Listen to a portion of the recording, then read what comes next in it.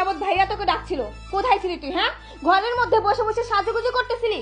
তোকে না বলেছি আমাদের বাসায় আজকে মেহমান আসবে, নাস্তা রেডি করতে? এত সময় কেন লাগলো তোর? না না আপা, আমি সাজুগুজু কেন করব? আমি তো চুপ, একদম মুখে মুখে তর্ক করবি না। একে তো দেরি করে আসছিস, আবার মুখে মুখে তর্ক করতেছিস, তাই না? তোকে না থাপড়াতে থাপড়াতে গালটি লাল করে দেওয়া উচিত। বেয়াদব মেয়ে একটা, কাজের সময় কখনই পাওয়া যায় না তোকে। দেখেছেন তো আন্টি, আমি ঠিক এইভাবেই বাড়ির কাজের লোকদেরকে শায়েস্তা করি। আর আপনার বাড়ির বউ হয়ে গেলে ঠিক এইভাবে ওদেরকে শায়েস্তা করবো, যেন আর কোনোদিন মুখে মুখে তর্ক করার সাহস না পায়। ঠিকই বলেছ মা, কাজের লোকদের ঠিক এভাবেই শায়েস্তা করতে হয়। আর হ্যাঁ সাথী, তোকে বলছি, তোকে তো আমি গতকালকে বলে রেখেছিলাম যে আজকে বাসায় মেহমান আসবে। তোকে বলেছিলাম আপ্যায়ন করতে, খেদমত করতে, তা না করে তোকে তো ডেকেও পাওয়া যাচ্ছে না। কোথায় ছিলি তুই এতক্ষণ?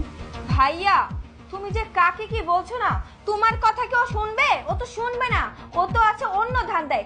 যেই শুনেছে আমাকে দেখতে আসবে, সেই রুমের মধ্যে বসে বসে সাজুগুজু করা শুরু করে দিচ্ছে। এই, তুই কি ভাবছিস তুই যতই সুন্দর করে সাজুগুজু করে আসিস না কেন, তোকে না কেউ পছন্দ করবে না।